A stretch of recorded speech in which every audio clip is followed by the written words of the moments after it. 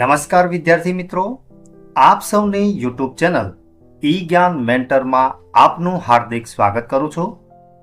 મિત્રો, આજે આપણે ધોરણ 6ના નવા પાઠ્યપુસ્તક આધારિત સામાજિક વિજ્ઞાનના પાઠ 2 જેનું નામ છે મહાસાગરો અને ખંડોના ભાગ 1ની આજે આપણે આ વિડીયોમાં ચર્ચા કરવાના છીએ.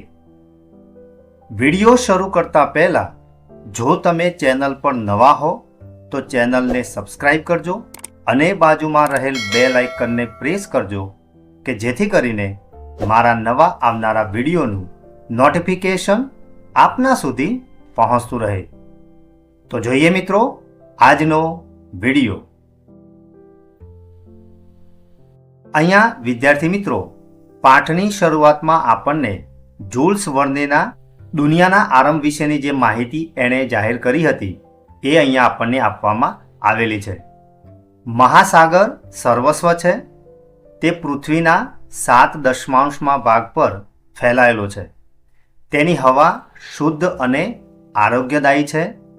તે એક વિશાળ નિર્જન સ્થળ છે જ્યાં માનવી ક્યારેય એકલતા ન અનુભવી શકે, કારણ કે અહીં તે જીવનને પોતાની આસપાસ અનુભવે છે.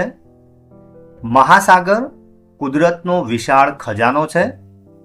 બીજા શબ્દોમાં કહીએ તો દુનિયાનો આરંભ મહાસાગરોમાંથી થયો છે અને કોણ જાણે કે તેનો અંત પણ એવી જ રીતે ન આવે. તો વિદ્યાર્થી મિત્રો, આવું જુલ્સ વર્નેએ 1870માં નિવેદન આપેલું, જેનું નીચે તમને ચિત્ર પણ આપવામાં આવેલું છે. એટલે કે એમનું કહેવું એવું હતું કે આપણી જે દુનિયા છે એનો આરંભ પણ મહાસાગરોમાંથી જ થયો છે અને એ એવું વિચારતા હતા કે કદાચ એનો અંત પણ એવી રીતે જ ન આવે. અહીંયા આપણને કેટલીક માહિતી આપેલી છે. એમાં પ્રશ્ન પહેલો છે, મહાસાગરો અને ખંડો શું છે? તેમના નામ દર્શાવી અને તેમનું વિતરણ કેવી રીતે થાય છે તે સમજાવો. તો અહીંયા વિદ્યાર્થી મિત્રો, જવાબમાં આપણે લખેલું છે કે પૃથ્વી પર આવેલા પાણીના સૌથી મોટા ભાગને મહાસાગર કહેવામાં આવે છે. મહાસાગરો 5 છે: પેસિફિક મહાસાગર, એટલાન્ટિક મહાસાગર, હિન્દ મહાસાગર, આર્કટિક મહાસાગર અને એન્ટાર્કટિક મહાસાગર. પૃથ્વી પર આશરે 71% ભાગમાં પાણી આવેલું છે. તો અહીંયા વિદ્યાર્થી મિત્રો, બાજુમાં આપણને પૃથ્વીનો ગોળો આપેલો છે. એમાં જેટલો ભાગ તમને વાદળી કલરનો દેખાય છે એ બધો જ પાણીનો વિસ્તાર છે. એટલે કે પૃથ્વી પર આશરે 71% ભાગમાં પાણી આવેલું છે. જ્યારે પૃથ્વી પર આવેલા વિશાળ જમીનના ભાગને ખંડ કહેવામાં આવે છે અને પૃથ્વી પર કુલ 7 ખંડો છે: એશિયા, આફ્રિકા, એન્ટાર્કટિકા, ઓસ્ટ્રેલિયા, ઉત્તર અમેરિકા અને દક્ષિણ અમેરિકા અને છેલ્લો છે યુરોપ. તો પૃથ્વી પર જમીન વિસ્તાર 29% આવેલો છે, જ્યારે 71% ભાગમાં પાણી આવેલું છે. ઉત્તર ગોળાર્ધમાં જમીનનું પ્રમાણ વધુ હોય છે, જ્યારે દક્ષિણ ગોળાર્ધમાં પાણીનું પ્રમાણ વધુ હોય છે. તો અહીંયા વિદ્યાર્થી મિત્રો, બાજુમાં આપણને જે ચિત્ર આપેલું છે એમાં આ ઉત્તર ગોળાર્ધ છે અને આ છે દક્ષિણ ગોળાર્ધ છે. તો તમે જોઈ શકો છો વિદ્યાર્થી મિત્રો કે પૃથ્વી પર જમીનનો જે વિસ્તાર છે એ 29% આવેલો છે. એમાં ઉત્તર ગોળાર્ધમાં જમીનનું પ્રમાણ વધારે છે, જ્યારે અહીંયા દક્ષિણ જે ગોળાર્ધ છે એમાં પાણીનો ભાગ આપણને વધારે જોવા મળે છે. ત્યાર પછીનો પ્રશ્ન છે, મહાસાગરો અને ખંડો પૃથ્વી પરના જીવનને, જેમાં માનવ જીવન પણ સમાવિષ્ટ છે, તેને કેવી રીતે પ્રભાવિત કરે છે? એટલે કે વિદ્યાર્થી મિત્રો, આ જે મહાસાગરો અને ખંડો છે એ પૃથ્વી પર જેટલું પણ જીવન છે એમાં પ્રાણી જીવન પણ હોય અને માનવ જીવન પણ હોય. તો એને કેવી રીતે પ્રભાવિત કરે છે એ આપણે લખવાનું છે. તો સૌથી પહેલાં છે, મહાસાગરો અને ખંડો માનવ જીવનને અને તમામ સૃષ્ટિ પર ઊંડી અસર કરે છે. પહેલું છે આબોહવાનું નિયમન. તો પૃથ્વીના તાપમાનને સંતુલિત રાખવાનું કામ મહાસાગરો કરે છે. તે ભેજવાળા પવનો દ્વારા વરસાદ લાવવામાં મદદરૂપ થાય છે, જે ખેતી અને સજીવ સૃષ્ટિ માટે અનિવાર્ય છે. એટલે કે આબોહવાનું જે નિયમન છે, એટલે કે ટેમ્પરેચર છે, એને સંતુલિત રાખવાનું કામ પણ મહાસાગરો કરે છે. ત્યાર પછી વાત કરીએ તો કુદરતી સંસાધનો, એટલે કે આપણને મહાસાગરોમાંથી માછલીઓ અને વિવિધ પ્રકારના દરિયાઈ ખોરાક મળે છે, જ્યારે ખંડો પરની જમીન આપણને વિવિધ પ્રકારના અનાજ, ફળો અને શાકભાજી પૂરા પાડે છે. વધુમાં ખનિજ તેલ અને કુદરતી વાયુ પણ આપણને મળે છે.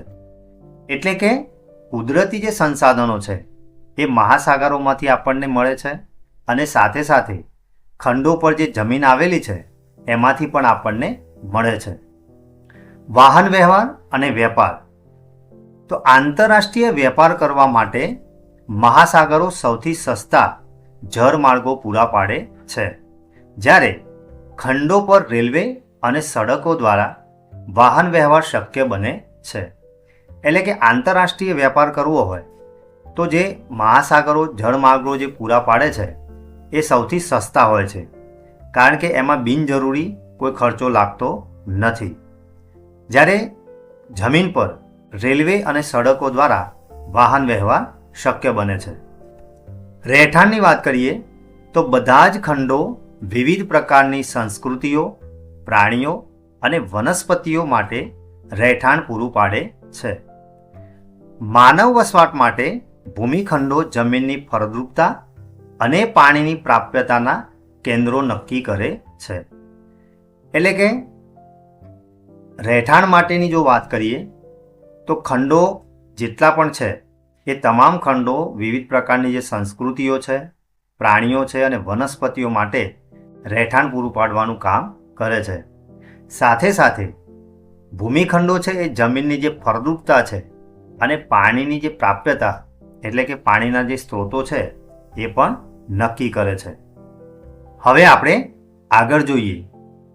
હવે આપણે પૃથ્વીના ગોળાને જોઈએ અને તેને ધીમે ધીમે ફેરવીએ. તમે ચંદ્ર પરથી લેવાયેલા પૃથ્વીના ફોટા પણ જોઈ શકો છો. તમને સૌથી વધુ કયો રંગ દેખાય છે? ચોક્કસપણે તમને વાદળી રંગ દેખાતો હશે, પરંતુ તે શું દર્શાવે છે? તમે જવાબનો અંદાજ લગાવી લીધો હશે, એટલે કે જળ. અગાઉ મેં તમને કહ્યું એ પ્રમાણે આ જેટલો પણ વાદળી રંગ છે એ બધો જ પાણીનો વિસ્તાર છે. તેનો અર્થ એ થાય છે કે પૃથ્વીની મોટાભાગની સપાટી પાણીથી ઘેરાયેલી છે, અને હકીકતમાં પૃથ્વીનો 3/4 ભાગ પાણીથી ઘેરાયેલો છે. આ જ કારણે અવકાશમાંથી જોતા પૃથ્વી વાદળી દેખાય છે. વિદ્યાર્થી મિત્રો, પૃથ્વી વાદળી દેખાવાનું કારણ તમને ખ્યાલ આવી ગયો ને? એટલે જ પ્રારંભિક અવકાશયાત્રીઓએ પ્રેમથી પૃથ્વીને વાદળી ગ્રહ તરીકે સંબોધી હતી. એટલે કે સૌ પ્રથમ જ્યારે અવકાશમાંથી પૃથ્વીના જ્યારે ફોટોગ્રાફ્સ લેવામાં આવ્યા ત્યારે આ પ્રમાણેનું ચિત્ર એમને દેખાયું હતું, એટલે એમને પૃથ્વીને વાદળી ગ્રહ તરીકે સંબોધી હતી. પૃથ્વી પર આપણે જે સૌથી મોટા જળ વિસ્તાર જોઈએ છીએ તેને મહાસાગરો કહેવામાં આવે છે. ચિત્ર 2.1માં દર્શાવેલા પૃથ્વીના ચિત્રમાં તમને બીજો એક રંગ બદામી પણ દેખાશે. આ જમીનનો રંગ છે. તો અહીંયા વિદ્યાર્થી મિત્રો, આ જે રંગ છે, જે બદામી રંગનો આપણને દેખાય છે, એ બધો ભાગ શું છે? જમીનનો રંગ છે, જે પૃથ્વીના લગભગ 1/4 ભાગ પર ફેલાયેલો છે. જમીનના એક મોટા ભૂમિભાગને ભૂખંડ કહેવામાં આવે છે, અને જમીનના એક મોટા સતત વિસ્તૃત ભાગને ખંડ કહેવામાં આવે છે. એટલે કે આખો એક વિસ્તૃત મોટો ભાગ હોય તો એને ખંડ કહેવામાં આવે છે, જ્યારે પર્ટિક્યુલર નાનો ભૂમિભાગ હોય તો એને ભૂખંડ કહેવામાં આવે છે. એટલે કે કોઈ આપણા દેશની વાત કરીએ તો એનો એક ચોક્કસ ભૂખંડ હોય છે. અહીંયા આપણને અવકાશમાંથી પૃથ્વીનું દૃશ્ય લુનર રિકોનસેન્સ ઓર્બિટર દ્વારા લીધેલ ફોટો. આ દૃશ્યના મધ્યમાં પેસિફિક મહાસાગર, ડાબી બાજુ આફ્રિકા, ઉપરની બાજુ ભારત અને એશિયાના ભાગો, જ્યારે જમણી બાજુ ઓસ્ટ્રેલિયા અને નીચે એન્ટાર્કટિકા દર્શાવવામાં આવ્યા છે. તો સૌપ્રથમ જ્યારે અવકાશયાત્રીઓએ અવકાશમાંથી જ્યારે પૃથ્વીનો આ રીતે ફોટોગ્રાફ્સ લીધો ત્યારે તે કંઈક આ રીતે દેખાતી હતી. હવે આપણે આગળ જોઈએ. મહાસાગરો અને ખંડો પૃથ્વીની આબોહવાને નિર્ધારણ આપવામાં મહત્વપૂર્ણ ભૂમિકા ભજવે છે. જીવનના તમામ પાસાને અસર કરે છે, જેમાં તમામ વનસ્પતિ, પ્રાણીઓ અને માનવ જીવનનો સમાવેશ થાય છે. આપણે આપણા સમગ્ર ઇતિહાસ, સંસ્કૃતિ અને આપણા દૈનિક જીવનમાં તેની અસર જોઈએ છીએ. એટલે કે વિદ્યાર્થી મિત્રો, મહાસાગરો અને ખંડો છે એ પૃથ્વી પર જેટલા પણ ફેરફારો થયા છે અથવા તો થાય છે એમાં સૌથી અગત્યની જે ભૂમિકા છે એ ભજવે છે. અને એ આપણો જે ઇતિહાસ છે, સંસ્કૃતિ છે અને આપણા દૈનિક જીવનમાં તેની હંમેશા આપણે અસર જોઈએ છીએ. અહીંયા આપણને આપેલું છે ચૂકશો નહીં. તો ભારતીય નૌકાદળના પ્રતીક ચિહ્ન પર આદર્શ વાક્ય શમનો વરુણમ અંકિત છે, જેનો અર્થ છે હે વરુણ, અમારા માટે કલ્યાણકારી થાવ. આ મહાસાગર, આકાશ અને જળ સાથે સંકળાયેલા વૈદિક દેવતા વરુણની સ્તુતિ છે. એટલે કે વિદ્યાર્થી મિત્રો, નૌકાદળનો આ એક સિમ્બોલ છે અને એની નીચે આપણને ભગવાન વરુણની સ્તુતિ માટે આ એક પ્રકારનું જે વાક્ય લખેલું છે શમ નો વરુણ, એટલે કે હે વરુણ, અમારા માટે કલ્યાણકારી થાવ. અહીંયા આપણને આગળ આપેલું છે પૃથ્વી પર પાણી અને જમીનનું વિતરણ. એટલે કે વિદ્યાર્થી મિત્રો, પૃથ્વી પર પાણી અને જમીનનું કઈ કઈ રીતે વિતરણ કરવામાં આવેલું છે એ આપણે જોઈએ. આપણે જાણીએ છીએ કે મહાસાગરો અને ખંડો ઉત્તર અને દક્ષિણ ગોળાર્ધમાં સમાન રૂપે વહેંચાયેલા નથી. એટલે કે અગાઉ પણ આપણે જોયું કે ઉત્તર ગોળાર્ધમાં જમીનનું પ્રમાણ વધારે છે, જ્યારે દક્ષિણ ગોળાર્ધમાં પાણીનું પ્રમાણ વધારે જોવા મળે છે. તો અહીંયા આકૃતિ 2.2માં પૃથ્વીના નકશામાં જોતા ઉત્તર ધ્રુવની ઉપર એટલે કે ડાબી બાજુએ અને દક્ષિણ ધ્રુવની ઉપર જમણી બાજુએ. તો આપેલા આપણે જે બે ચિત્રો છે જો તપાસીએ, જેમાં વાદળી રંગના મહાસાગરો અને બીજા નાના વિસ્તારો પણ દેખાય છે, જે સમુદ્ર, ખાડી અને અખાત વગેરે નામે ઓળખાય છે.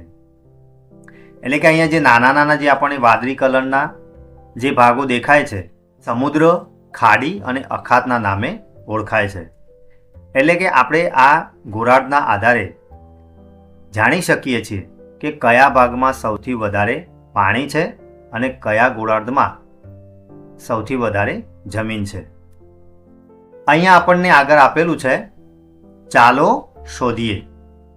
નકશામાં દેખાતી વર્તુળાકાર રેખાઓને શું કહેવામાં આવે છે? અને શું તમે જાણો છો કે બે ધ્રુવોથી નીકળતી રેખાઓને શું કહેવામાં આવે છે? સંકેત આપેલો છે કે તમે આગળના પ્રકરણમાં તેનો અભ્યાસ કર્યો હતો, પરંતુ અહીં તમને ફરીથી તેનું સ્મરણ કરાવવામાં આવ્યું છે. તમે વિદ્યાર્થી મિત્રો અગાઉના પાઠ 1માં આડી અને ઊભી જે રેખાઓ હતી એનો આપણે અભ્યાસ કરી ચૂક્યા છીએ. તો એ જે રેખાઓ છે એને શું કહેવામાં આવે છે એ તમારે કહેવાનું છે. તો નકશામાં દેખાતી જે આડી વર્તુળાકાર રેખાઓ છે એને અક્ષાંશ કહેવામાં આવે છે, જ્યારે નકશામાં ઉત્તર અને દક્ષિણ ધ્રુવોને જોડતી ઊભી જે રેખાઓ છે એને રેખાંશ કહેવામાં આવે છે. એટલે કે આ જે ઊભી જે રેખાઓ છે એને રેખાંશ કહેવામાં આવે છે, જ્યારે આ જે આડી જે રેખાઓ છે વર્તુળાકાર એને આપણે અક્ષાંશ કહેવામાં આવે છે, જેની ચર્ચા આપણે અગાઉ પ્રકરણ 1માં કરી ચૂક્યા છીએ. ત્યાર પછીનો પ્રશ્ન છે, કયા ગોળાર્ધમાં વિસ્તૃત જળરાશિ છે? પૃથ્વીના દક્ષિણ ગોળાર્ધમાં વિસ્તૃત જળરાશિ આવેલી છે, તેથી દક્ષિણ ગોળાર્ધને જળ ગોળાર્ધ તરીકે પણ ઓળખવામાં આવે છે. અગાઉ આપણે વિદ્યાર્થી મિત્રો ચર્ચા કરી એ પ્રમાણે દક્ષિણ ગોળાર્ધમાં પાણીનું પ્રમાણ વધારે છે, જ્યારે ઉત્તર ગોળાર્ધમાં જમીનનું પ્રમાણ વધારે જોવા મળે છે. તો અહીંયા તમે સ્પષ્ટ જોઈ શકો છો કે આ ઉત્તર ગોળાર્ધમાં જમીનનું પ્રમાણ આપણને વધુ જોવા મળે છે, જ્યારે દક્ષિણ ગોળાર્ધમાં જમીનનું પ્રમાણ ઓછું અને પાણીનું પ્રમાણ આપણને વધુ જોવા મળે છે. એટલે દક્ષિણ ગોળાર્ધને જળ ગોળાર્ધ તરીકે પણ ઓળખવામાં આવે છે. તમારા મતે ઉત્તર તથા દક્ષિણ ગોળાર્ધમાં પાણીનું પ્રમાણ કેટલું હોઈ શકે તેની સમૂહમાં ચર્ચા કરો. તો અહીંયા ઉત્તર ગોળાર્ધમાં 60% ભાગમાં જમીન અને 40% ભાગમાં પાણી આવેલું છે, જ્યારે દક્ષિણ ગોળાર્ધમાં 19% ભાગમાં જમીન અને 81% ભાગમાં પાણી આવેલું છે. એટલે કે બંને વિરુદ્ધ છે. એટલે કે ઉત્તર ગોળાર્ધમાં જમીનનું પ્રમાણ વધારે છે, જ્યારે દક્ષિણ ગોળાર્ધમાં પાણીનું પ્રમાણ વધુ આવેલું છે. ત્યાર પછીનો પ્રશ્ન છે, શું બધા મહાસાગરો એકબીજા સાથે જોડાયેલા છે અથવા તો અલગ છે? તો એનો આપણે જવાબ લખીશું, હા, પૃથ્વી પરના બધા મહાસાગરો એકબીજા સાથે ભૌતિક રીતે જોડાયેલા છે, જેના લીધે વિશ્વમાં બધા જ સમુદ્રની જળ સપાટી એક સમાન રહે છે. એટલે કે વિદ્યાર્થી મિત્રો, આપણે જે ઉત્તર અને દક્ષિણ ગોળાર્ધનો અભ્યાસ કર્યો એમાં આપણને દેખાય છે કે પાણી જે છે એ બધે જ એક સરખું જોવા મળે છે. એટલે જેટલા પણ મહાસાગરો છે પૃથ્વી પરના, એ બધા જ મહાસાગરો એકબીજા સાથે ભૌતિક રીતે જોડાયેલા છે, અને એના લીધે જ પાણીનું જે સ્તર છે એટલે કે સમુદ્રનું જે પાણી છે એ બધે જ એક સમાન રહે છે. અહીંયા આપણને કેટલાક ચિત્રો આપેલા છે જે સમુદ્રી જીવનનું આપણને નિરૂપણ કરે છે. તો અહીંયા સૌથી પહેલાં પરવાળા આપેલા છે, ત્યાર પછી નીચે શાર્ક માછલીનું આપણને ચિત્ર આપેલું છે, બાજુમાં સ્ટારફિશ એટલે કે તારા માછલી છે, નીચે આપણને બ્લુ વ્હેલ કે જે દુનિયાનું સૌથી મોટામાં મોટું જે પ્રાણી છે એ આપેલું છે, અહીંયા સરસ મજાની ડોલ્ફિન માછલીઓ છે, ત્યાર પછી અહીંયા રંગબેરંગી કેટલીક જે માછલીઓ છે એ પણ આપણને જોવા મળે છે, અહીંયા શેવાળ આપેલી છે, ત્યાર પછી અહીંયા પેંગ્વિન છે અને સમુદ્રી કાચબો છે. તો વિદ્યાર્થી મિત્રો, આના ઉપરથી આપણને એ જાણવા મળે છે કે જેટલું જીવન પૃથ્વીના ઉપરના ભાગમાં છે એટલે કે પૃથ્વી પર છે એના કરતાં પણ વધુ જે જીવન છે એટલે કે પ્રાણીઓ અથવા તો વનસ્પતિઓ છે એ સમુદ્રના તળિયે આપણને જોવા મળે છે. એટલે જ દરિયાને સંપત્તિનો ભંડાર પણ કહેવામાં આવે છે. પૃથ્વી પર ઉપલબ્ધ પાણીનો મોટો ભાગ મહાસાગરોમાં છે, પરંતુ આ પાણી ખારું છે, જેથી માનવ સહિત જમીન પરના મોટા ભાગના પ્રાણીઓ માટે તે વપરાશ કે ઉપયોગમાં લઈ શકાય તેવું નથી.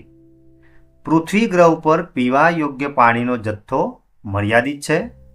હિમનદીઓ, નદીઓ, સરોવરો અને વાતાવરણમાં બાષ્પ રૂપે અને ભૂગર્ભમાં પણ જોવા મળે છે, જેને ભૂગર્ભ જળ કહેવામાં આવે છે.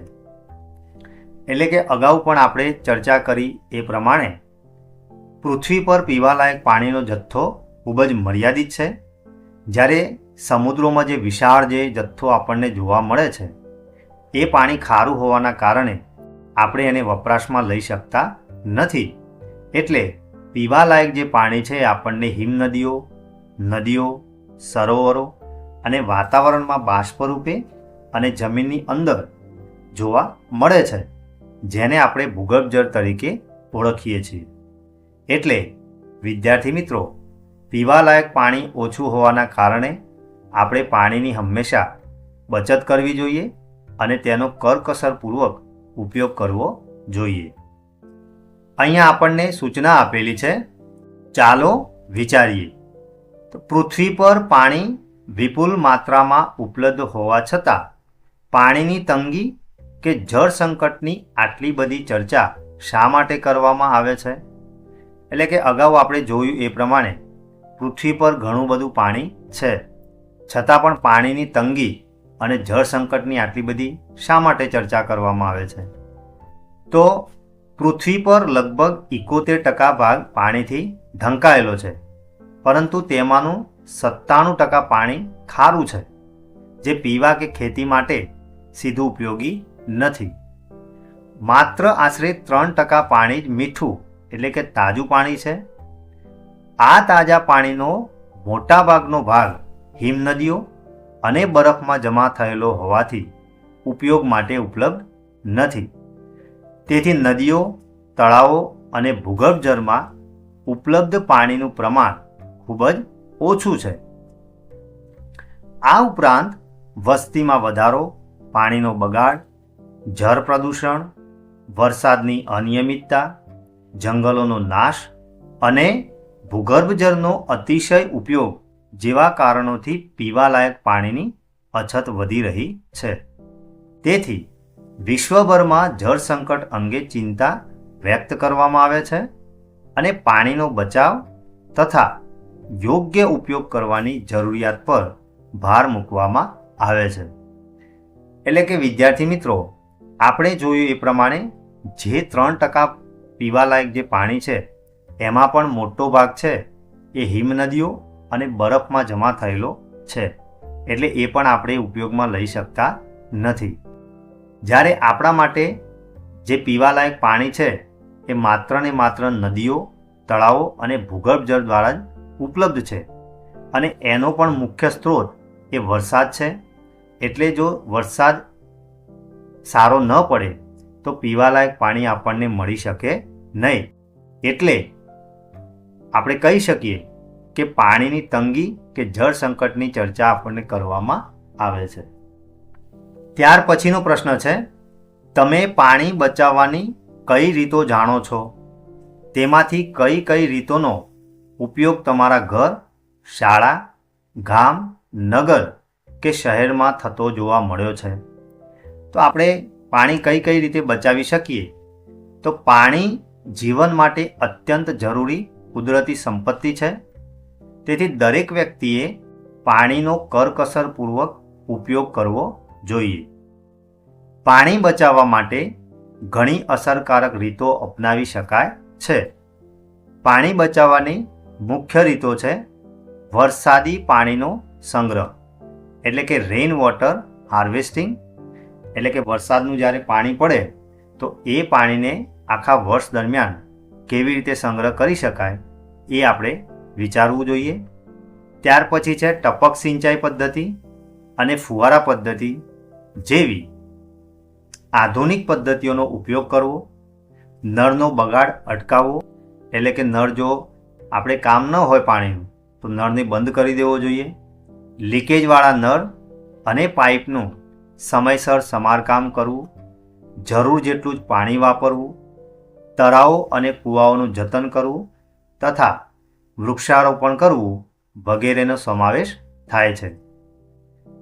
હવે આપણે મારા ઘર, શાળા, ગામ કે નગરમાં વરસાદી પાણીના સંગ્રહની વ્યવસ્થા, પાણીનો બગાડ અટકાવવા માટે નળ બંધ રાખવાની ટેવ, લીકેજનું સમારકામ અને ખેતીમાં ટપક સિંચાઈનો ઉપયોગ થતો જોવા મળે છે. કેટલાક વિસ્તારોમાં લોકો પાણી બચાવવા અંગે જાગૃતિ અભિયાન પણ ચલાવે છે. એટલે કે વિદ્યાર્થી મિત્રો, આ પ્રમાણેની જે અલગ અલગ પદ્ધતિઓ છે એ પદ્ધતિઓનો જો આપણે ઉપયોગ કરીએ તો ચોક્કસથી આપણે પાણીને બચાવી શકીએ છીએ. એટલે કે આપણે પાણીનો જ્યાં પણ બગાડ થતો હોય તો એ લોકોને આપણે સમજાવી શકીએ છીએ અને પાણીનું શું મહત્ત્વ છે એનું પણ આપણે એમને વર્ણન કરી અને પાણી બચાવવાની રીતો એમને સૂચવી શકીએ છીએ. તો તમે પણ તમારી આજુબાજુ આવો પાણીનો બગાડ થતો હોય તો એને અટકાવવા માટે આજુબાજુના લોકોને સમજાવશો ને? મને આશા છે કે તમે લોકો ચોક્કસથી તમારી આજુબાજુ જે પણ લોકો રહે છે એમને પાણીનું મહત્ત્વ સમજાવી અને એને કેવી રીતે બચાવી શકાય એ તમે સમજાવજો. તો વિદ્યાર્થી મિત્રો, આજે આપણે પાઠ 2 મહાસાગરો અને ખંડોના ભાગ 1ની ચર્ચા કરી. એમાં તમને મજા આવીને? આશા રાખીશ કે આજે ચલાવેલ પાઠ 2 મહાસાગરો અને ખંડોના ભાગ 1માં તમને સંપૂર્ણ ખ્યાલ આવ્યો હશે. જો તમને આ વિડીયો ગમ્યો હોય તો વિડીયોને લાઈક કરજો અને શેર કરવાનું ભૂલતા નહીં. ફરી મળીશું આવા જ ઇન્ટરેસ્ટિંગ ટોપિક સાથે. ધન્યવાદ.